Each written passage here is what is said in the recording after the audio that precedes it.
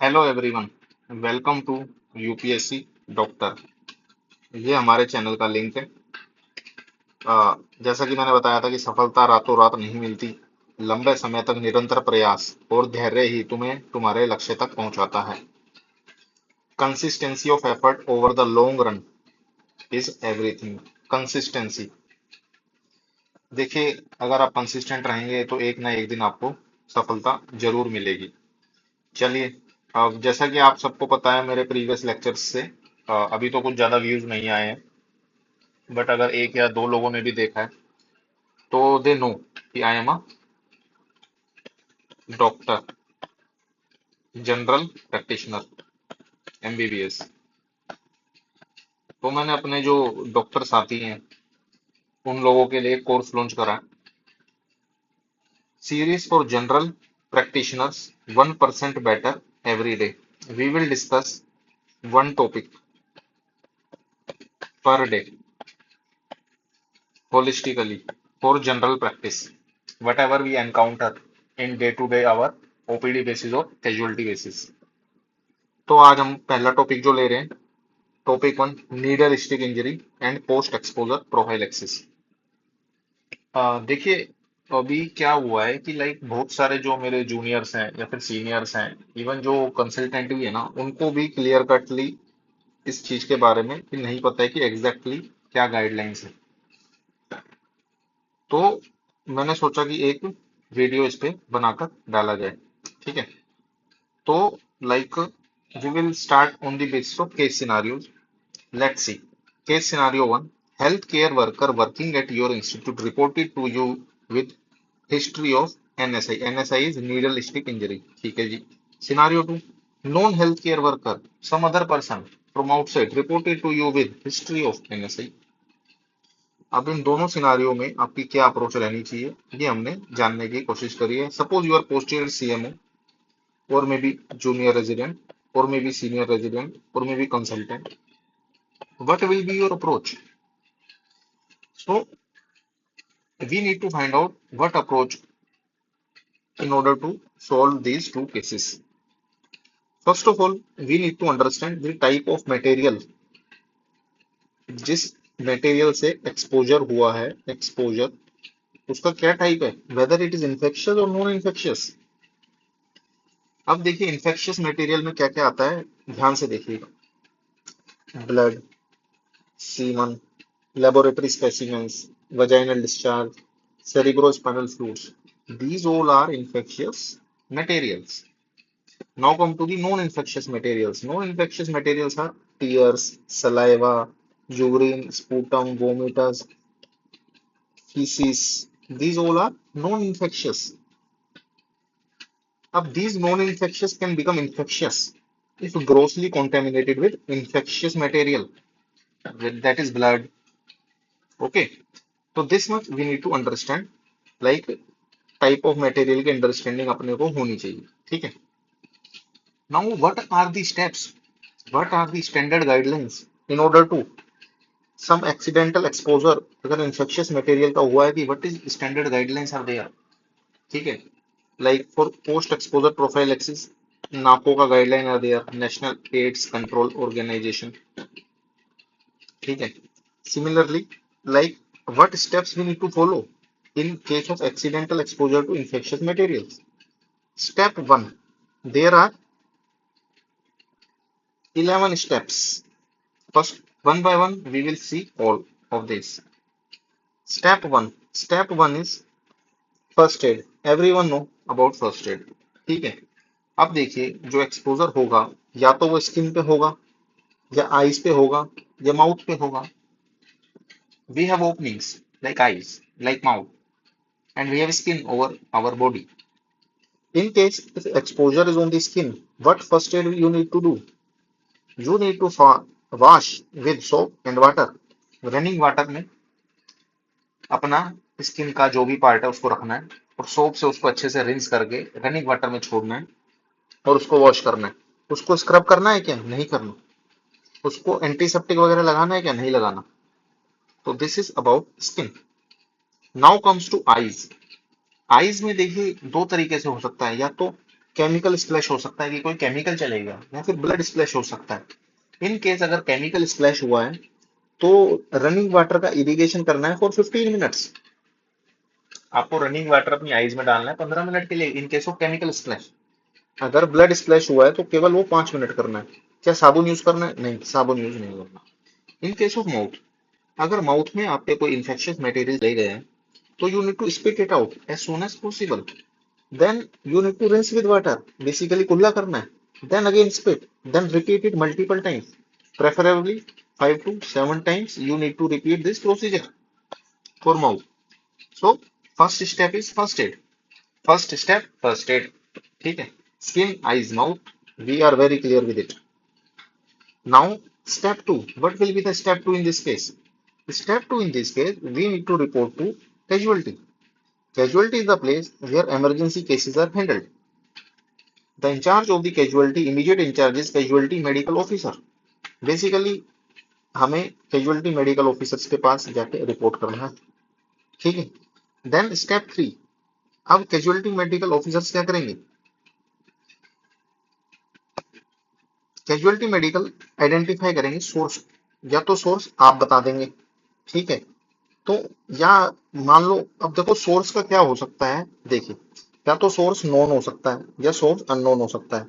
ठीक है, अगर नोन है, जैसे हमें पता है सोर्स क्या है, हमारा एक पेशेंट है, उसका हमें इन्फेक्टेड मटेरियल लग गया है, फिर उसका स्टेटस एचआईवी स्टेटस भी हम पता लगा सकते हैं। अगर वो नेगेटिव है तो कोई पोस्ट एक्सपोजर प्रोफाइलैक्सिस का रिक्वायरमेंट नहीं है। ठीक है, इन केस अगर सोर्स अननोन है या फिर एचआईवी पॉजिटिव है, देन हमें पोस्ट एक्सपोजर प्रोफाइलैक्सिस लेना पड़ता है। पोस्ट एक्सपोजर प्रोफाइलैक्सिस क्या है उसके बारे में हम आगे बात करेंगे। पहले हम ये देखते हैं, ये HIV 1-2 की जांच है, ये कंट्रोल होता है, ये टेस्ट होता है, यहाँ पर हम सैंपल डालते हैं, 10 to 15 मिनट्स के बाद हम रीडिंग मेजर करते हैं। अगर टेस्ट वाले में ऐसे लाइन दिख जाएगी जैसे इसमें दिख रही है तो that is HIV positive, otherwise it is negative. ठीक है जी, तो this is HIV antibody testing, rapid test.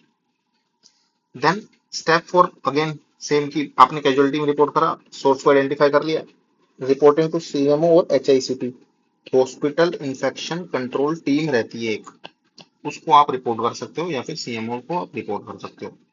Then step 5 is risk assessment. This risk assessment is done by on duty CMO. ठीक है, it can be a mild risk, it can be a moderate risk, it can be a severe risk. If mild risk, mild में क्या है, there is mucous membrane से exposure हुआ है, non intact skin है with small volume। समझो आप बात को कि आपके माउथ में एक्सपोजर हो गया, आपकी आईज में एक्सपोजर हो गया, या फिर आपके कहीं अब्रेशन था और स्मॉल वॉल्यूम से अब्रेशन, स्मॉल वॉल्यूम से एक्सपोजर हुआ है, तो वो माइल्ड में आएगा।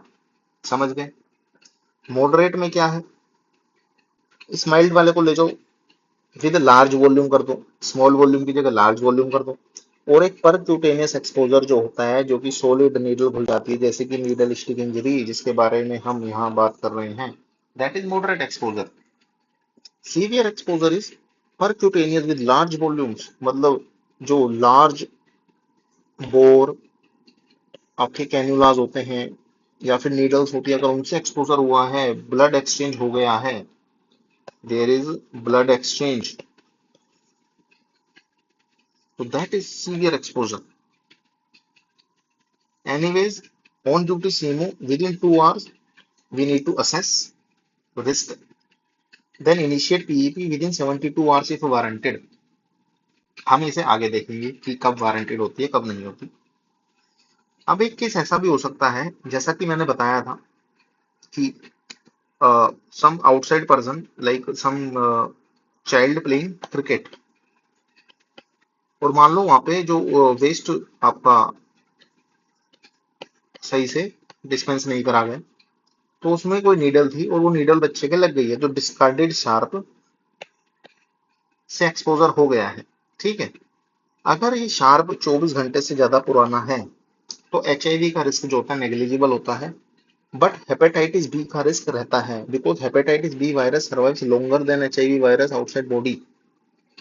समझ रहे हैं आप? अब इसका क्या कारण है?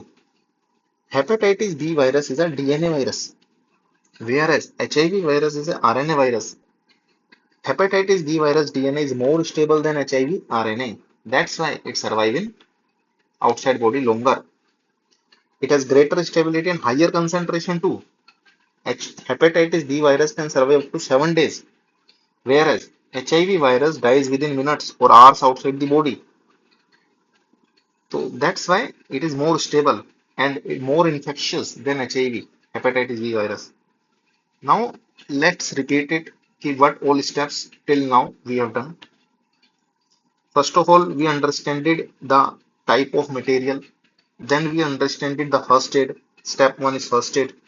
It's different for skin, different for eyes, and different for mouth. Then step two is reporting to the casualty. Then step three, identify the source. If source is known and it is negative, then no PEP warranted. If source is unknown and HIV positive, then we need to start PEP. Then we see so like how positive looks like. Then reporting to CMO or hospital infection control team. That is very important. Risk assessment by CMO. Mild, moderate, severe we saw. Exposure with discarded shaft we saw. Why HBV is more stable than HIV we saw because of its DNA and higher concentration in bodily fluids. That's why hepatitis B virus is more infectious. Now come to step 6. Step 6 is testing of source and healthcare worker for HIV, Hep B and Hep C. Just look at it. We need to test the source and healthcare worker for three things: HIV, Hep B and Hep C. Healthcare worker and source HIV antibody करेंगे, hepatitis C antibody करेंगे, hepatitis B antigen करेंगे by rapid method, CBC and एलएफटीवी करेंगे health care worker का इन case of अगर हमें start करना पड़ा पीईपी. तो we need to know the status of liver of individual. Healthcare worker, if vaccinated for hepatitis B, then hepatitis B antibody titer करेंगे, HbA titer. Before testing and post exposure prophylaxis, एक counseling जरूरी है and informed consent is very much necessary. If a healthcare worker found positive for HIV during baseline investigation, there is no use of PEP. We need to refer him or her to ART center, antiretroviral therapy center. Now look at these kits. Hepatitis C virus antibody test positive. HIV-1-2 positive. HBsAg antigen test positive. चलिए आगे बढ़ते हैं. Step 6 भी है सो ये हमें testing करनी है. Step 7 decision on prophylactic treatment of HIV and HPV. Now we need to treat. We need to give prophylactic treatment of HIV and HPV. तो उसके लिए क्या है? It is based on the exposure and source code. So there is a coding system. Let's look at the exposure code. If a material जिससे exposure हुआ है वो non infectious है तो no PEP warranted, like stools, urine. If material is infectious, then we need to see HIV exposure. If it is intact skin, then no PEP warranted. If it is a mild exposure is mucous membrane plus non-intact skin with small volume, right? Mild में if volume is small, that is exposure code 1. If volume is large, then that is exposure code 2. Similarly, वो फिर moderate जिसमें percutaneous needle आती है, like needle stick injury, उसका exposure code है 2. Severe का exposure code है 3. So these are the EC1, EC2, EC3 we need to remember. In two cases, if non-infectious material is there, no PEP warranted. If intact skin is there, no PEP warranted. We need to remember it. Being a casualty medical officer or being junior resident, senior resident or consultant, we need to know this. Now come to the source code. Very important. Source code, we need to like test for him or her for HIV. If is negative, then no PEP warranted. If status of the source is unknown, या फिर source is unknown or status of the source is unknown, then we Right. Status code unknown. If HIV status of the source is positive, then what we need to do? If he or she is asymptomatic, then source code 1. If symptomatic, then it is source code 2. So what we need to remember? Source code 1, source code 2 and source code unknown. चलिए आगे बढ़ते हैं. This table here we written exposure code and HIV source code and whether PEP recommendation is there or not. If exposure code is 1 and if source code is 1, source code 1 is patient is positive but asymptomatic. Exposure code 1 is here small volume, right? Then there is PEP not recommended. If source code is 2, then PEP is recommended. If exposure code is 2, exposure code 2 is large volume and source code even is 1, then it is also recommended. If exposure code is 2 and source code also 2, recommended. Exposure code 3, that is आपका large volume के साथ severe जो होता है, source code कुछ भी हो recommended है. ठीक है, तो बस केवल एक केस है जिसमें इवन HIV पॉजिटिव भी है इंसान और एक्सपोजर कोड 1 है तो नॉट रिकमेंडेड, अदरवाइज रिकमेंडेड है. अगर सोर्स कोड अननोन है तो PEP देना है अगर हाई रिस्क है तो. चलिए 28 दिन के लिए PEP चलता है. ठीक है, वो मैं आपको आगे बताता हूँ. Now see step 7 is post exposure prophylaxis regimen. Recommended regimen क्या है? Tenofovir 300 mg, लेमिवुडिन 300 mg, इफावेरेंस 600 mg. क्या है? TLE 300 300 600. इनका एक फॉर्मुलेशन आता है जो एक ही पिल में ये तीनों अवेलेबल होती है. जैसे कि मैं आपको दिखाता हूँ, ये टीनोफोविर, लेमिवुडिन, इफावेरेंस 300 300 600. ये अपने को याद रखना है TLE. ठीक है, प्रिस्क्राइब करना पड़ता है. चलिए अब देखिए, इंस्ट्रक्शन है कि एक पिल इमीडिएटली दे दीजिए विद इन 2 आवर्स और मैक्सिमम 72 आवर्स. ये देखना अपने को. 1 before bed, preferably 2-3 hours after dinner for 28 days. Expert opinion जरूरी है, काउंसलिंग आपको देनी पड़ेगी. स्टेप 8 होता है फॉलोअप. फॉलोअप में क्या करना है? HIV एंटीबॉडी टेस्टिंग हम करवाते हैं. बेसलाइन तो हमने करवा ली थी, उसके बाद हम 6 वीक्स पे कराएंगे, 3 मंथ्स पे कराएंगे, 6 मंथ्स पे कराएंगे, क्योंकि सीरो कन्वर्जन करके कंसेप्ट होता है. ये मैं आपको आने वाले वीडियोस में बता दूंगा. ठीक है, चलिए अब हमने 8 स्टेप देख लिए.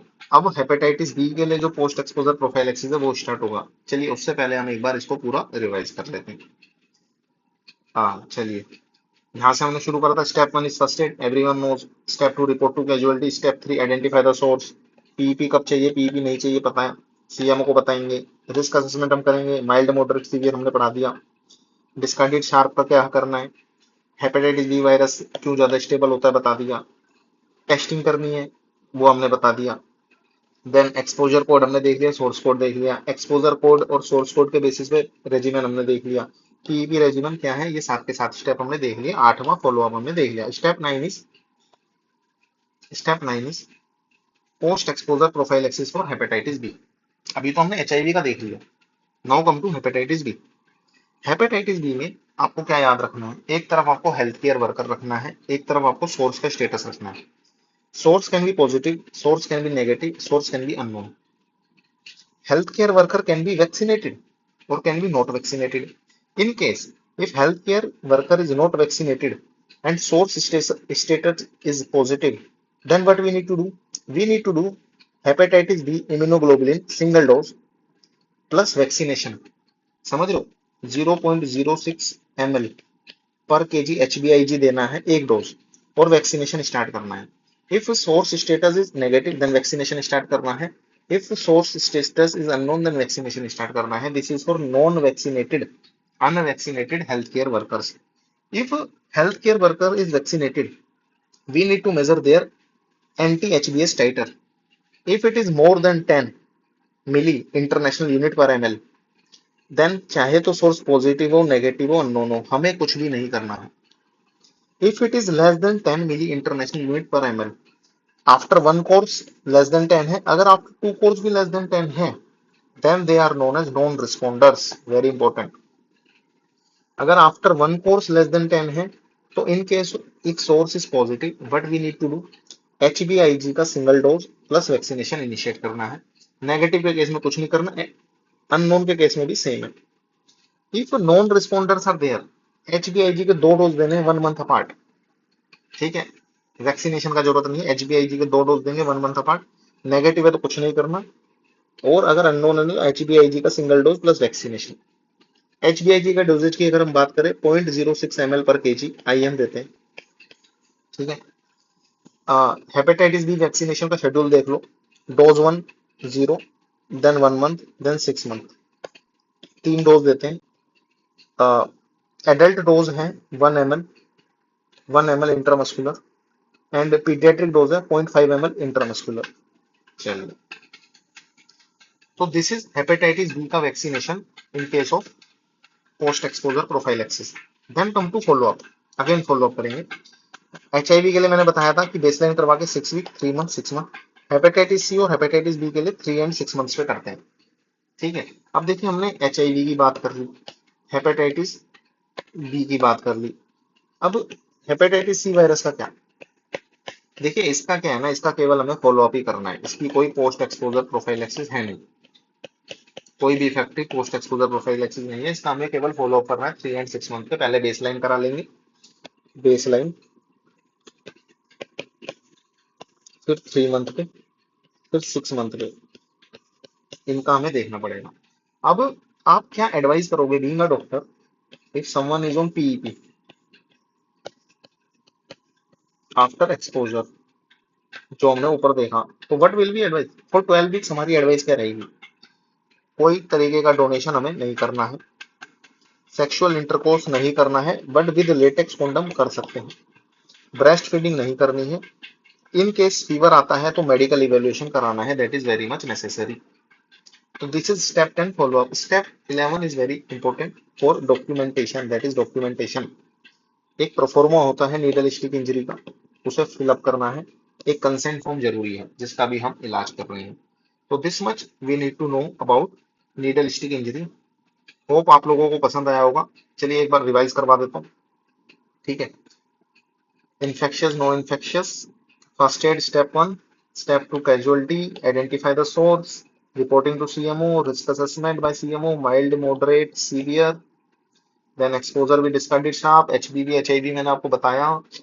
Step 6 testing, step 7 decision on prophylactic treatment based on the exposure code and source code.